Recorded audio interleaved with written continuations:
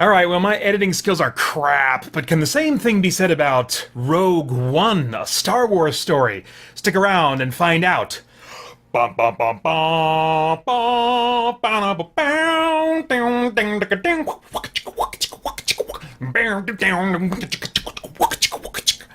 Alright, let's get into it.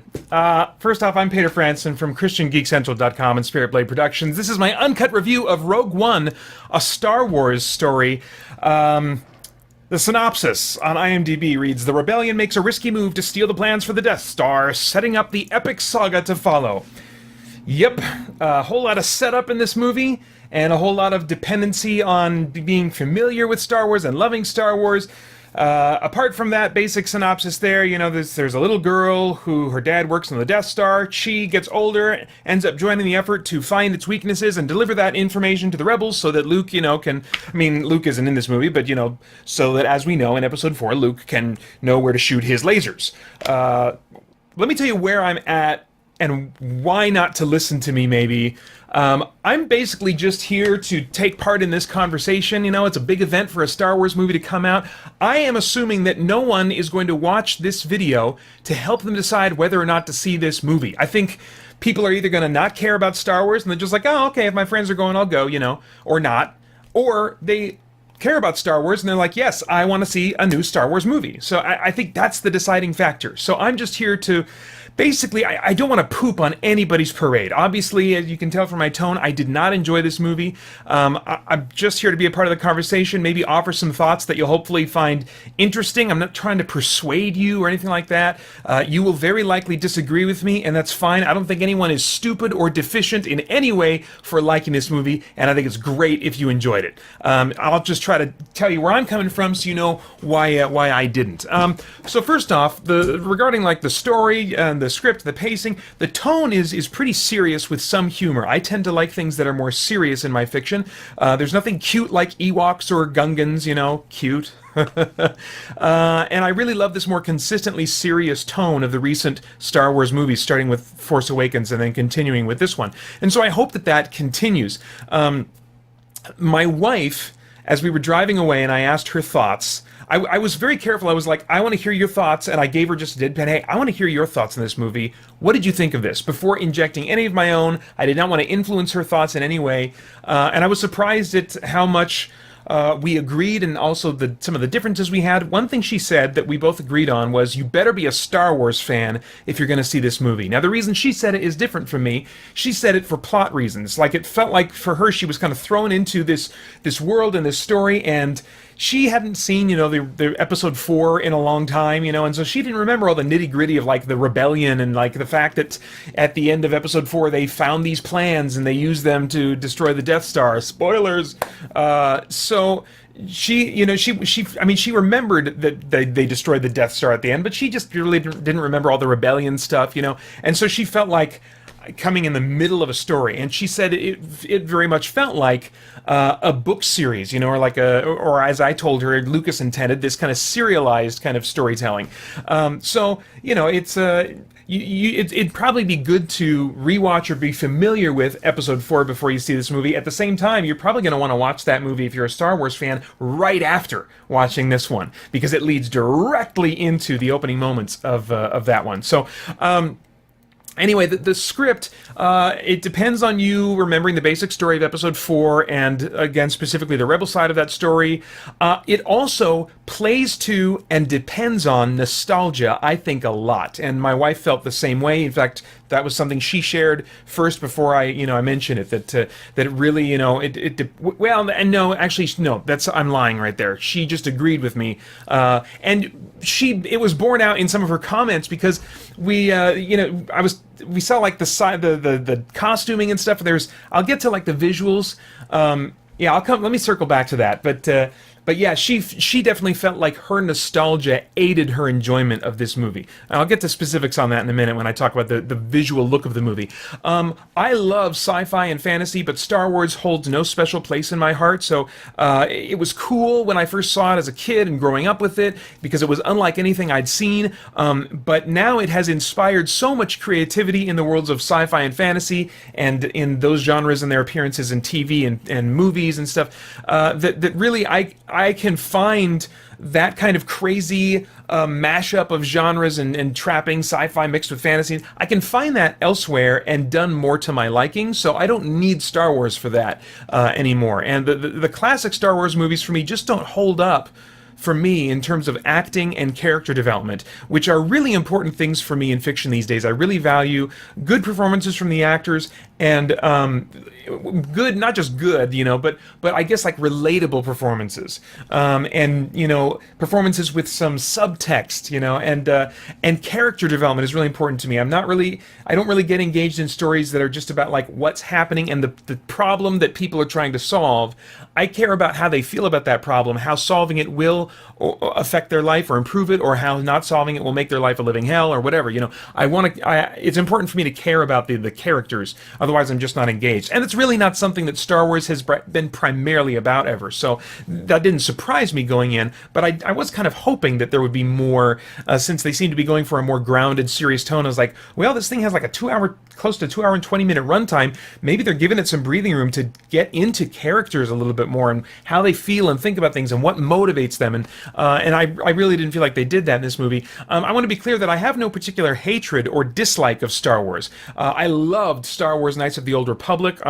I'd love some more of that, please. But I also have no nostalgia or particular love for the franchise, which means that this movie for me was very forgettable and hardly engaged me at all in the way that I really like to be engaged. Though I suspect that Star Wars fans will love this movie. I personally long for Star Wars to be free of the shackles of its history. In The Force Awakens, all kinds of callbacks and returns of old characters that are just now older, and we've got a lot of that going on in this movie. It's not as frequent, but there's these cameos all over the place of small characters, big characters from the original Star Wars trilogy. So I want Star Wars to be free of those shackles. I think that's one of the reasons I liked Knights of the Old Republic, which is a video game. If you weren't aware of that, it takes place like thousands of years before the Episode 1, and it had totally different characters. It still had Jedis and stuff, and it looked very much like Star Wars, oddly enough.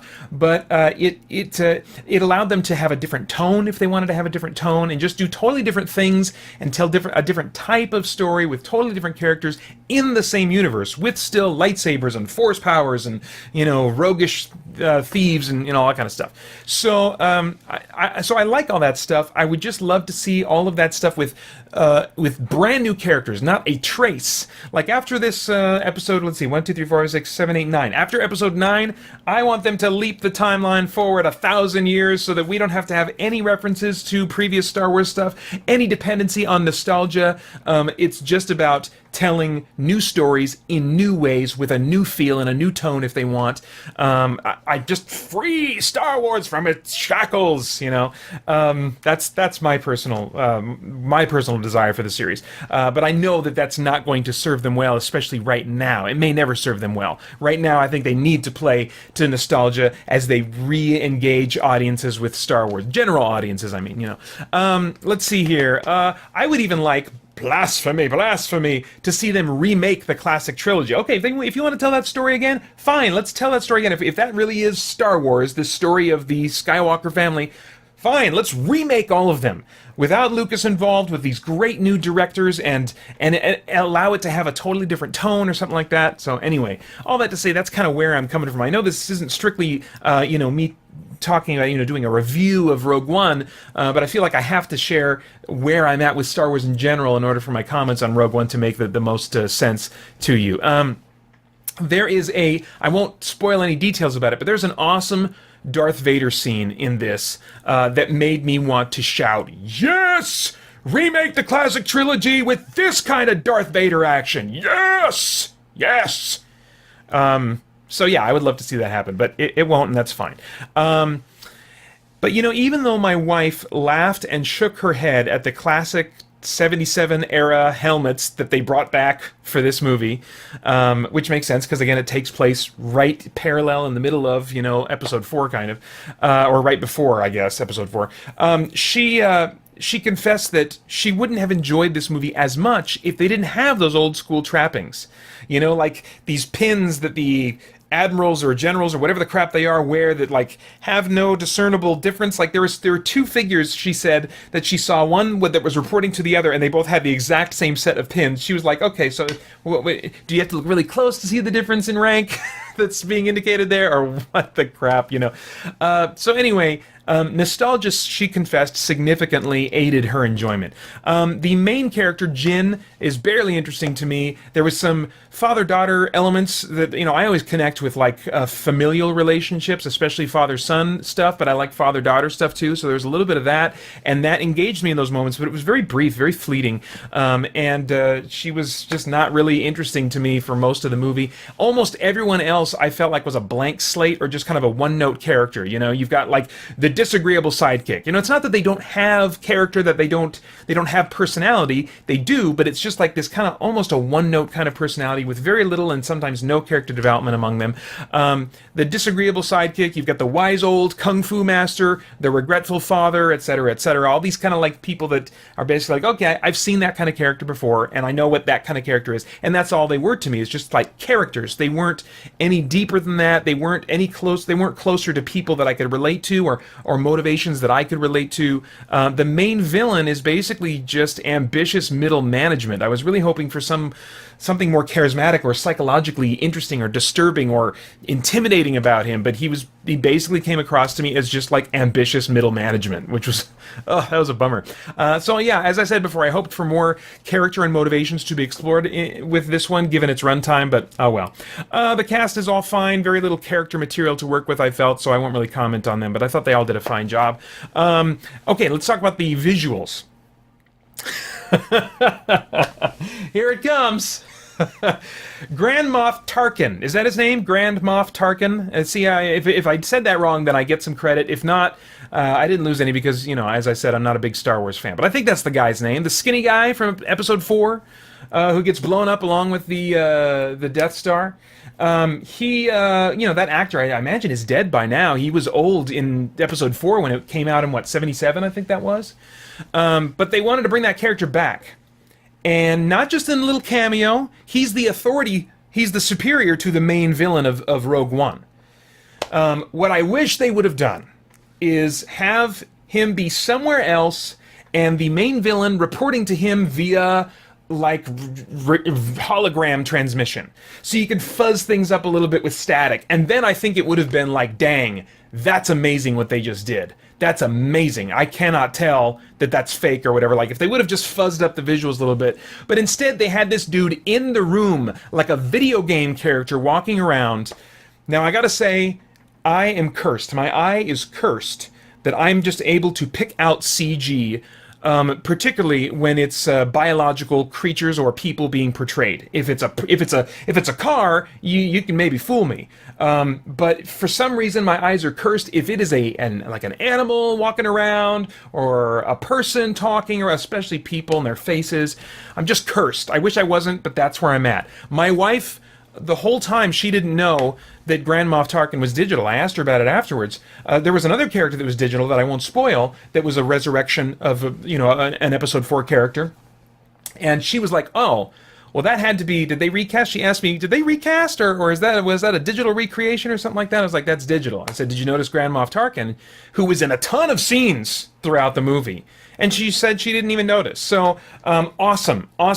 My hat's off to you, and I'm happy for you if you aren't cursed the way that I am. But for me, I was like, dang, these actors are looking at a tennis ball this whole time, and that is one creepy-looking rubber-faced tennis ball if I ever saw one. Oh, man. And then they got someone else's voice, which at times was a good match, and other times I was like, this is a different voice.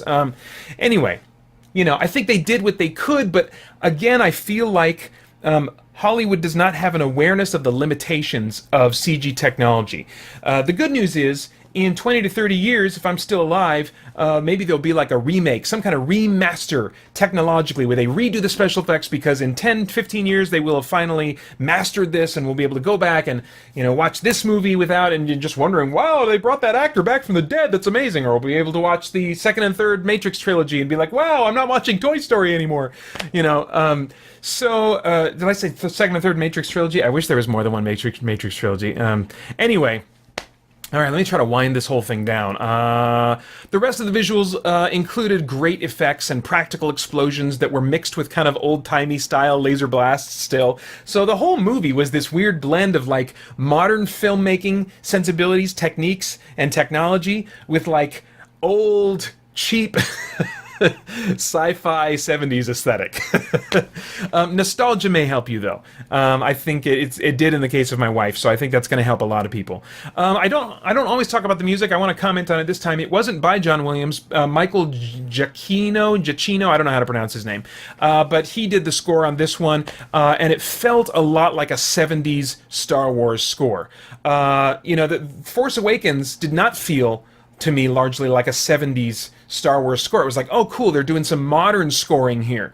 But I guess they felt like they wanted to go back, maybe because it takes place right before Episode 4, they wanted to go back to that 70s Star Wars scoring aesthetic. It's melodramatic and it's kind of more old-timey sounding. And this, combined with some character performances and the overall script, gave the movie for me an overly simplistic vibe that kept me from really relating emotionally to the story and to the characters and to the choices and to the action.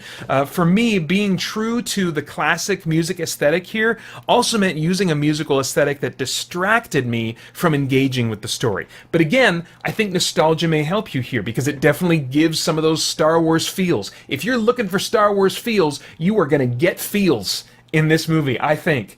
Maybe more so than when you watched The Force Awakens last year. All right, so is there anything of moral, spiritual, philosophical significance in this movie that might trigger some worthwhile thought or conversation? Well, maybe. It was interesting. I predicted that there would be no Jedis in this movie, which is no big surprise. I think a lot of people, maybe that was even leaked or that came out at some point and I just never, caught wind of that. But I also predicted that there would be more talk about the Force in this movie to kind of compensate for the fact that there are no Jedis in this movie. And compared to The Force Awakens, there is definitely more Force talk in this movie. The main character is told in a pivotal moment to trust the Force, and that's a phrase that is then called back to at least once or twice throughout the rest of the movie. It's a really major phrase, trust the Force. And then there's another character doing a ritualistic prayer throughout the movie, saying again and again, I am one with the Force is with me, I'm one of the Force is with me. And then another person kind of takes up that, and a little bit later, saying it, rearranged, the Force is with me, I'm one with the Force is with me, I'm one with the Force. And that's just kind of like their prayer, their little mantra that they're saying, over and over again. And then the hero also dramatically and seriously pronounces before the climax that the Force is with us, But if you're a Star Wars fan, the Force has a dark side, right? That thrives on anger and hatred. So I think, is the Force really trustworthy? Do we really want to trust in the Force? Because the Force might be having a bad day today. And might be dealing out death and destruction at the hands of the Sith. So, and in light of the same fact, do we want the Force to be with us? Or does that kind of selfishly mean I want the Force to do what I want to do and be with me and do my bidding, But I don't know. When you say trust the Force, I think what they intend by saying may the Force be with you is that the Force is a good thing and we want it to be, with us and near us, Well, God is good.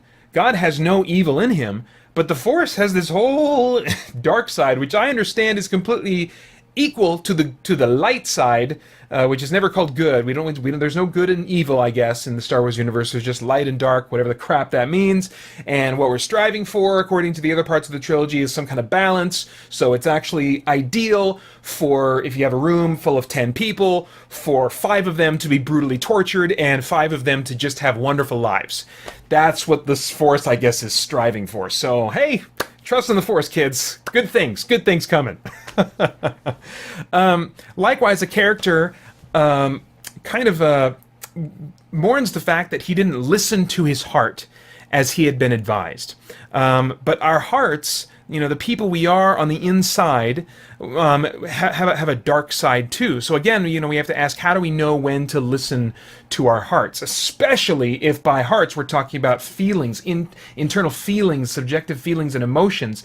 Whoa, that's some scary territory to make that your authority and the thing that you follow and submit to and give into, all the time.